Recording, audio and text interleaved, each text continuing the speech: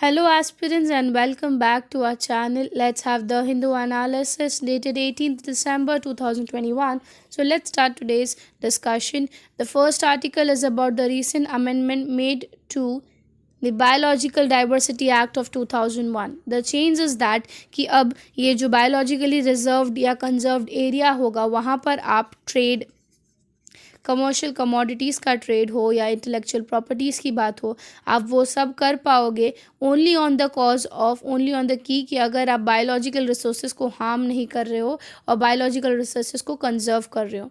ये चेंज लाया है, अमेंडमेंट किया गया है, जिसको बहुत सारे मेंबर्स अपोजिंग मेंबर्स या फिर अगर हम बात करें मेंबर्स इन द पार्लियामेंट, उन्होंने अपोज किया है कि this is the not right way to conserve the environment. So the bill prioritizes commercial trade at the cost of conserving biological resources. पहले we'll see article में क्या क्या चीज़ें बताई है and then we'll study more about the Biological Diversity Act of 2021. कब लाया गया था, क्यों लाया गया था, उसका basis क्या है and so on. So experts have expressed a concern over the amendment to the Biological Diversity Act of 2002 on the ground that it prioritized intellectual property and commercial trade at the expense of the act's key aim of conserving biological resource. मैं ऐसे biologically conserved area पे ज़मीन ले सकती हूँ, वहाँ के resource या फिर जो लोकल कमोडिटीज़ है उसका एक्सपोर्ट इंपोर्ट कर सकती हूँ ओनली ऑन द कॉज कि मैं वहाँ के एनवायरनमेंट को अफेक्ट नहीं कर रही हूँ, वहाँ के रिजर्वायर को अफेक्ट नहीं कर रही हूँ और डैमेज नहीं कर रही हूँ, रिजर्वायर नहीं, रिसोर्सेज को.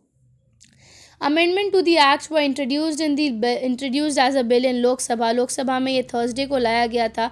फ्राइडे को ही राज्यसभा के एक मेंबर जो कि minister of science and technology environment भी है, उन्होंने लेटर लिखा प्रोटेस्टिंग दैट कि आपका जो ये डिसीजन है it need to be refer to a selective committee. Directly you can't decide whether the bill is appropriate not, whether the amendment is appropriate not, because it considers it takes into picture one of the most important factor of India, that is the environment. So उन्होंने protest किया और बोला कि आप जो existing bill है उसको examine करो अच्छे से. The amendment bill was drafted in response to the complain by traditional Indian medicine practitioner, seed sectors and industries researchers. इसके ऊपर एक कंप्लायंस, एक बर्डन ये भी बोला गया है कि ये चीज़ दोनों तरफ से देखा जा रहा है कि it will be a good factor because of वहाँ के रिजर्वायर्स या फिर वहाँ के रिसोर्सेज को कंजर्व भी कर रहे हो, you are using it properly. नहीं तो अगर मैं बात करूँ ये जो एक्ट है हमारा बायोलॉजिकल डाइवर्सिटी एक्ट, इसके अंडर कैसा है कि you can conserve that area, वहाँ का जो प्रोडक्शन ऑफ रिसोर्सेज है उसको आप लोकल कम्युनिटीज़, लोकल जो लोग हैं, ट्राइब्स हैं, उनके बीच में you can share it properly, you can use it, you can conserve it. But commercial करना, ट्रेड करना, दैट वॉज नॉट पॉसिबल, जो कि अब पॉसिबल होगा because of the changes that is been brought in the article. अब article के बारे में देखते हैं आर्टिकल में क्या क्या चीज़ें बताई गई है. सबसे पहले बायोलॉजिकल डाइवर्सिटी एक्ट 2002 जो लाया गया था, ये इंडिया का पहला अटेम्प्ट था under UNCBD. CBD is the convention of biological diversity. Convention of biological diversity 1992 के तहत ये एक्ट लाया गया था ताकि हमारा जो सॉवरेन कंट्री है वो खुद के बायोलॉजिकल रिसोर्सेज को कंजर्व कर पाए. बायोडाइवर्सिटी या बायोलॉजिकल रिसोर्सेज अगर मैं बोलूँ तो सभी तरीके के लिविंग ऑर्गेनिज्म इसका पार्ट बनते हैं एक्सेप्ट फॉर ह्यूमन मटेरियल्स और या फिर ह्यूमन जेनेटिक मटेरियल्स. तो एक छोटे से माइक्रो ऑर्गेनिज्म से लेके एक पौधे, एक बड़ा जानवर या ट्री, सब कुछ इसके बायोडाइवर्सिटी का पार्ट बनता है. बायोलॉजिकल डाइवर्सिटी एक्ट जो 2002 में आया था, it aimed that to conserve the biological resources, to make it useful और to make it a sustainable use. दूसरी चीज़ to have a fair and equitable sharing benefits. जो यहाँ फॉर एग्जांपल अब इस जगह से अगर स्पाइसेस बनते हैं, कोई फ्रूट आता है, कोई वेजिटेबल आता है, तो वहाँ के जो लोकल ट्राइब्स हैं, वहाँ के जो रहवासी हैं, उनको प्रॉपर इक्विटेबल शेयर मिल सके, एक fair shares amount of that resource उनको भी लोकल कम्युनिटीज़ वालों को मिल सके. सो ये जो एक्ट है, ये एक्ट के अंदर ऐसा है, इस एक्ट के अंदर ऐसी एक बॉडी बनाई गई है। सेंटर लेवल पे हम उसको NBA बोलते हैं, स्टेट लेवल पे SBA बोलते हैं, और लोकल लेवल पे अगर मैं बात करूँ, लोकल लेवल पे इसको BMC बोलते हैं। सो किसी भी तरह का चेंजेस इस एक्ट में लाने के लिए सबसे पहला जो बॉडी आपको जो अथॉरिटी से पूछना पड़ेगा, that is the national biodiversity authority. Same state में स्टेट बायोडाइवर्सिटी अथॉरिटी होता है, और जो लोकल लेवल पे है that is the biodiversity management community. So अगर आपको किसी भी तरह के चेंजेस लाने हैं एक्ट में, किसी भी तरह के चेंजेस लाने हैं उस एक पर्टिकुलर एरिया में, first you have to take the concern the permission of national biodiversity authority. कि अगर आपको अभी जैसे एक कमर्शियल यूटिलाइजेशन करना है, एक प्रॉपर्टी खरीदनी है, या किसी भी तरह का इन्वेस्टिगेशन रिसर्च करना है, तो ये 3 टायर बॉडी बनी है जो कि बायोलॉजिकल रिसोर्सेज के एक्सेस और रेगुलेशंस पे ध्यान देता है। सो फंडिंग से लेके, बजट से लेके, सारे रिसर्च पेपर्स और सब चीज़ पर ये तीनों बॉडी ध्यान देगा। अंडर दिस बॉडी जो अगर किसी भी स्पीशीज़, पर्टिकुलर स्पीशीज़ को थ्रेटन है, एक प्रोहिबिशन रेगुलेशन निकालेगा, कलेक्शन ऑफ मतलब उनकी रिहैबिलिटेशन कैसे कर सकते हैं, उनका प्रोडक्शन कैसे बढ़ा सकते हैं, उनको कंजर्व कैसे करते हैं, नेशनल, स्टेट और लोकल लेवल पे ये बॉडी काम करता है। और अगर इस एक्ट के अंदर किसी को पकड़ा जाता है कि इसने ऐसे कुछ इलीगल वे में किया है या हमारे एनवायरनमेंट को हार्म किया है, सबसे पहले उनका जो ऑफेंस है that is cognizable and non bailable. आपको बेल उस एक्ट के अगेंस्ट नहीं मिल सकती। सो इसको डिटरमाइन करने के लिए, इनकी वर्किंग करने के लिए हमारी एक कॉमन बॉडी बनाई है जिसे हम NGT बोलते हैं। NGT के बारे में हमने पढ़ा है, नेशनल ग्रीन ट्रिब्यूनल। तो सारे जो भी एक्शंस हैं, अगर इन्होंने बोला है तो वो एक्शन NGT को लेना पड़ेगा उस पर्टिकुलर बॉडी के अगेंस्ट, उस पर्टिकुलर ऑर्गेनाइजेशन या इंडिविजुअल्स के अगेंस्ट। ठीक है, तो पहले तक ऐसा था कि इस एक्ट के अंदर आप किसी भी तरह की कमोडिटीज़ को ट्रेड नहीं कर सकते। ठीक है, कमर्शियल ट्रेड नहीं कर सकते। आप कम्युनिटीज़ के बीच में एक दूसरे को दे सकते हो, एक पर्टिकुलर ट्राइबल्स के बीच में दे सकते हो, फॉर ट्रेडिशनल यूजेस के लिए आप उस रिसोर्स को यूज़ कर सकते हो, उस पर रिसर्च कर सकते हो, बट आप उसका कमर्शियल ट्रेडिंग नहीं कर सकते। जिसको उसका जो यूज़ है वो ऐसे कमर्शलाइज बेसिस पे नहीं कर सकते थे, जिसकी चेंजेस इस बार उसमें लाई गई है। ठीक है, सो लाइफ स्टॉक्स हो या ये सबको जो है एग्जाम्प्ट किया था कि आप इसका ट्रेडिशनल हीलिंग नहीं करोगे, इसका यूज़ नहीं करोगे, but now it is possible, जिसको बहुत लोगों ने अपोज किया, stating that it is not the right way to conserve the environment. क्योंकि आप अगर कमर्शलाइजेशन ला रहे हो तो उसमें welfare of the people, welfare of the environment होना पॉसिबल ही नहीं है। So that was about the biological diversity act of 2002। अब नेक्स्ट आर्टिकल पे जाते हैं। नेक्स्ट आर्टिकल भी पार्लियामेंट का एक डिसीजन पे बात करता है, that is raising the women's legal age of marriage to 21 in the house agenda. Recently इस पर डिस्कशन चल रहा है कि should we increase the age of girls to 21 to make it at par at men, or to make it more equable, और या फिर to make it more एक इक्वालिटी लाने के लिए कि मैरिज एज दोनों के लिए सेम होगा। तो ऐसा लगभग 8 बिल जो है वो लाया गया था, जिसमें से एक बिल ये भी था जिसको लोग अपोज भी कर रहे हैं, कुछ मिनिस्टर्स उसको अपोज भी कर रहे हैं।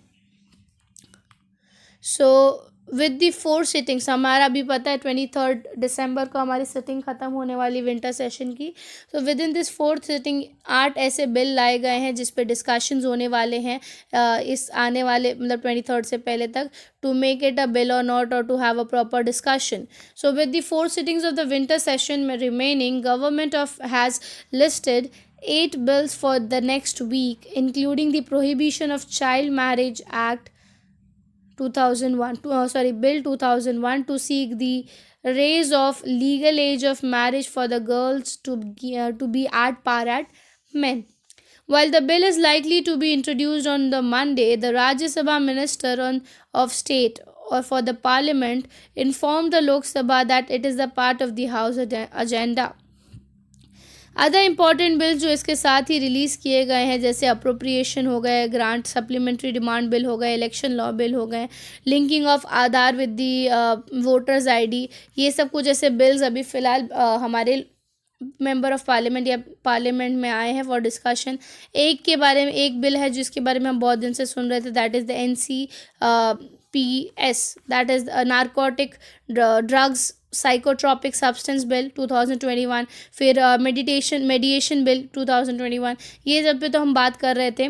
इस बार ये देखा गया कि लोगों मतलब ऑपोजिशंस जो हैं डिमांड कर रहे थे कि ऐसे 8 बिल में से कुछ 3 बिल्स ऐसे, 3 या 4 बिल्स ऐसे थे जिनको दे अपोज कि इसको लाना ही नहीं चाहिए, it is not good for India as a nation, या you should not bring changes in that particular act.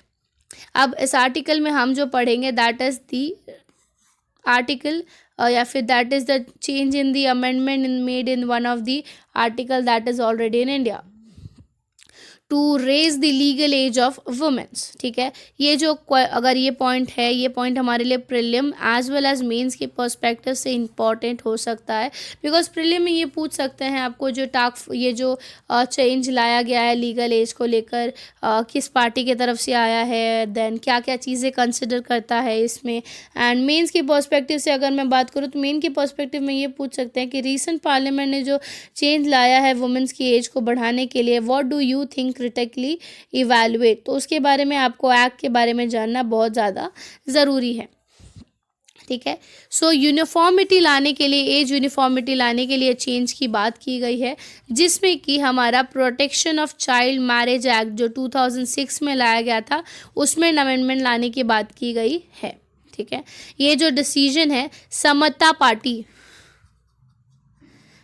Party के 4 मेंबर्स ने साथ में आकर ये रिकमेंडेशन या सजेशन दिया कि ऐसे चेंजेस आपको लाना चाहिए। उन्होंने बहुत सारी फैक्टर्स को कंसिडर किया, जिसकी वजह से उन्होंने बोला कि एक वुमेन की एज बढ़ाकर 18 से 21 कर दो। Like for example the maternity factor, the nutrition factor, the mortality factor, health factor, social indicators, ये सब चीज़ को, the nutrition level that is require for mother and child, ये सब चीज़ को ध्यान में रखते हुए उन्होंने ये रिकमेंडेशन दिया कि you should raise the legal age of a girl. अब अगर बैकग्राउंड की बात करें इस आर्टिकल में, तो इंडिया में सबसे पहला इस चीज़ को जो आर्टिकल आया था इस चीज़ के related, that was Sharda act of 1929।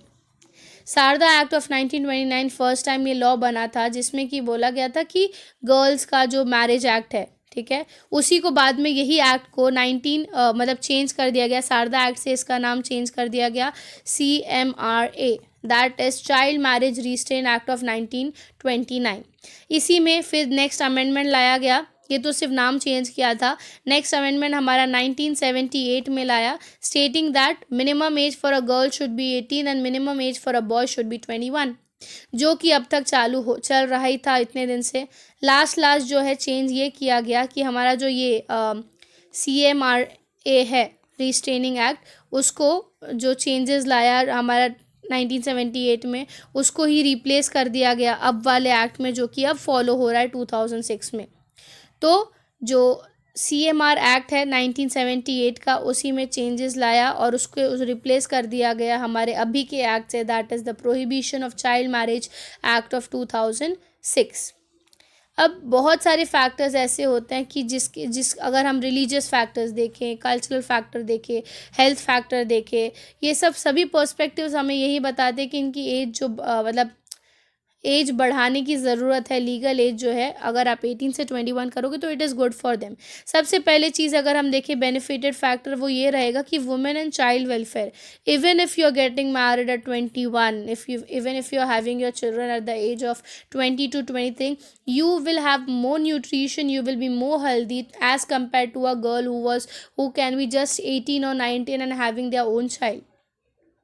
एक प्रॉपर नरिशमेंट उनको और उनके चाइल्ड को मिलेगा। दूसरी चीज़ ये देखी गई है कि न्यूट्रिशन लेवल बहुत ज़रूरी होता है, मतलब एज फैक्टर के लिए, मतलब अगर आप न्यूट्रिशन लेवल बात करें तो उसके लिए एज फैक्टर बहुत ज़रूरी होता है कि आप किस एज पे प्रेग्नेंट हो रहे हो, आपका मेंटल स्टेट क्या है उस एज पे, are you able to handle it और नॉट। फिर तीसरी चीज़ जो बात की, that is the gender parity, it will also bring gender parity between man and women. Tackling child marriage, एक तरह से अगर आप एज बढ़ा रहे हो तो चाइल्ड मैरिज की जो कॉन्सिक्वेंसेज है, जो सिचुएशंस है वो कम हो सकेंगे. सो ये सब कुछ कुछ ऐसे फैक्टर्स है जिसमें बोला कि ये चेंज अगर लाया गया तो it will be benefited for India, it will be benefited for all the girls at the age of 21. At least आज के टाइम पर किसी बहुत रूरल एरिया को छोड़ के ही बहुत कम बच्चों की 18 पे शादी होती है. नहीं तो यूजुअली 18 का रख के आजकल की लड़कियां 23 24 बहुत लेट तक शादी करती है. If you will increase the age of 21 तो 21 का सोच के और लेट होगा. At least they will get the opportunity to be an educated person, they will get an opportunity to be a independent person, can make up their own career. ठीक है. कुछ कुछ ऐसा भी बोला गया कि उसके अगर हम बात करें कॉन्स हैं या फिर अफेक्ट करेगा, दैट इज़ कि अगर ये चाइल्ड मैरिज वाला एक्ट लाया गया 18 वाला, तो it will be little difficult for fighting the child marriage. क्योंकि एविडेंसेस ये बताता है यूजुअली कि यंग पीपल जो है they are penalize to for a self arranged marriage. So the law prevent child marriage does not work everywhere. While child marriage has declined, it has marginalized from 47 to 23% according to the National Family Health Survey. 70% of the early marriages have been taken by the SC/ST people, जो कि simple marriage को ground रखते हैं, उसमें कुछ ऐसा नहीं रखते हैं. एक ये भी बोल सकते हैं कि अगर Indian women's who marry before 21 without legal protection, तो उनके अगेंस्ट क्रिमिनलाइजेशन होता है, कुछ क्राइम्स होते हैं. Lack of education can be a issue also. So कहीं ना कहीं क्रिटिकली इवेल्युएट में वे फॉरवर्ड में यू कैन राइट कि it will help to boost the education, it will help them to have more access to the school, it will bring more awareness program, they will be more aware about the schemes made by government for them, they can be a more independent person. तो ये सब कुछ चीज़ें हैं जो कि आपको याद रखना चाहिए PCM, that is protection of child marriage act of 2006 में. अभी देखते हैं, डिस्कशन चल रहा है कि will they increase the age और नॉट. नेक्स्ट आर्टिकल आता है. नेक्स्ट आर्टिकल हमारा है France ready to supply more Rafale jets. अब इस आर्टिकल के बैकग्राउंड अगर हम बात करें, आर्टिकल में यही बताया गया कि फ्रांस ने स्टेटमेंट रिलीज़ किया कि they are ready to supply the jets to India, जिसको हम राफेल जेट्स बोलते हैं. दोनों ही कंट्रीज़ के बीच में एक डिफेंस डायलॉग हुआ था in which they will provide the Rafale jets to India. अब ये आर्टिकल में हम प्रीलिम्स और मेंस दोनों पॉइंट ऑफ व्यू से आर्टिकल पढ़ेंगे. जैसे कि राफेल जेट अगर मैं बात करूं, तो राफेल जेट का जो डिस्कशन है, राफेल जेट पे जो एग्रीमेंट हुई थी वो अब की नहीं है. इट इज़ वे लाइक 2000 आप कंसिडर करो 16 या 16 की है. हुआ क्या था, राफेल जेट जो है फ्रांस से इंडिया को पहला बैच ऑफ राफेल जेट मिल गया है. फ्रांस उनको 36 राफेल जेट देने वाला है, जिसमें से 5 राफेल जेट इंडिया को अभी रिसेंटली डिलीवर किया गया है. अम्बाला एयरबेस में अराइव आ चुका है. ठीक है. राफेल जेट इंडिया का सबसे पहला फाइटर प्लेन होगा इस पूरे 23 साल में, क्योंकि आज से 23 साल पहले तक हमारे पास जो फाइटर जेट यूज़ किया जाता था उसका नाम था सुकोई जेट, जो कि हमें रशिया प्रोवाइड करता था.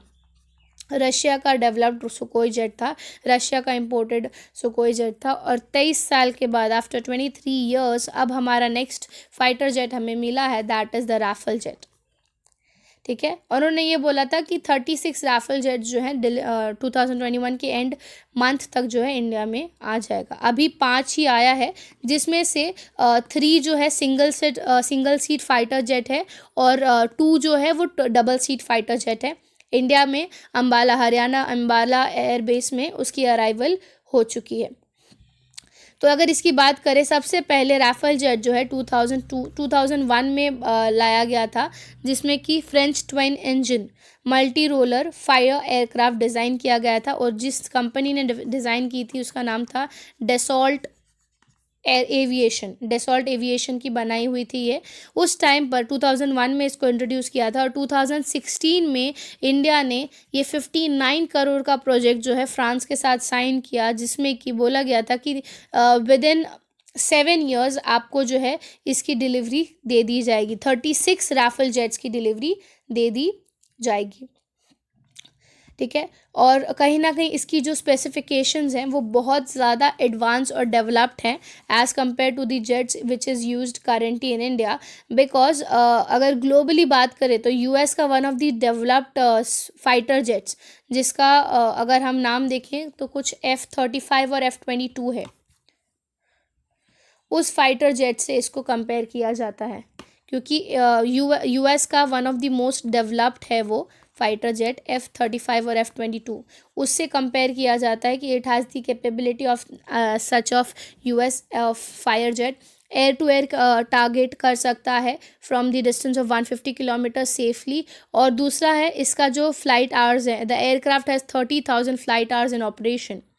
ठीक है। स्ट्रैटेजिकली अगर हम देखें इंडिया के लिए बहुत इंपॉर्टेंट है, बिकॉज इंडिया कभी भी बॉर्डर क्लैशेस फेस कर सकता है। उस चीज़ को लेकर it is very important for India to be ready with this thing. तो प्रीलिम्स के पॉइंट ऑफ व्यू से आपको याद रहना चाहिए कि राफेल जेट्स किसका बनाया गया है, क्या क्या चीज़ें हैं, राफेल जेट से पहले क्या यूज़ होता था, कब राफेल जेट का बजट मतलब बनाया गया, किसने राफेल जेट्स बनाए हैं, all this things you should remember. अब नेक्स्ट जाते हैं अगले आर्टिकल पे।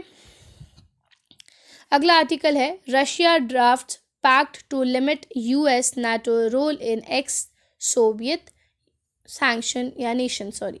सो इसका बैकग्राउंड अगर बात करें, यूएस और यूएस लेड नाटो जो है उन्होंने बोला कि we are ready for negotiation with the Russian country.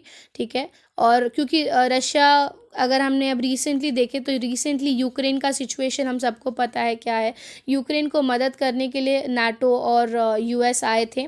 ठीक है। To be safe from both the side, Russia ने बोला कि will have a proper proposal बनाएंगे, नेगोशिएशन करेंगे। बट नेगोशिएशन के लिए कुछ कुछ जो डिमांड्स रखे रशिया ने वो यूएस को एक्सेप्टेबल नहीं है,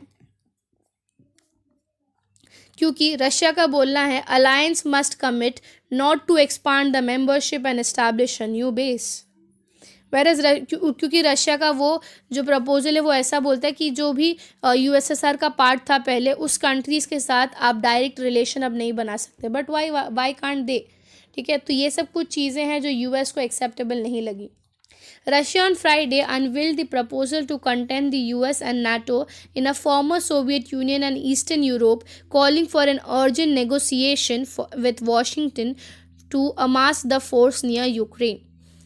The US said it was willing to talk but stated the upfront as it disagreed with much of the far-reaching proposal, as it was like a renewed warning of painful reprisal by the Russia invaded Ukraine.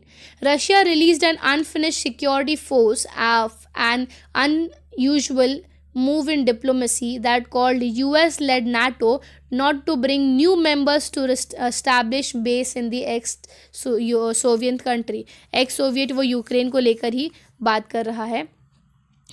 सो दोनों countries, जब US की तरफ से news जो article last आया वो ये बोला गया कि they will take a week, एक वीक के अंदर वो अपने डिसीजन बताएंगे, तब शायद नेगोशिएशन हो पाए। बट ये जो रशिया का प्रपोजल में लिंक है या जो ये चीज़ जो बात की गई स्टेटमेंट, उसको यूएस ने एक्सेप्ट करने से मना कर दिया कि वो चीज़ हमें एक्सेप्टेबल नहीं है। But yes we are ready for negotiation. Let's see 1 week के अंदर क्या डिसीजन होता है और यूक्रेन का क्या फैक्टर पड़ता है यूक्रेन पे। That was for today. I hope so आज का आर्टिकल आपको क्लियरली समझा होगा। If you like the video, do like and subscribe the channel. Thank you.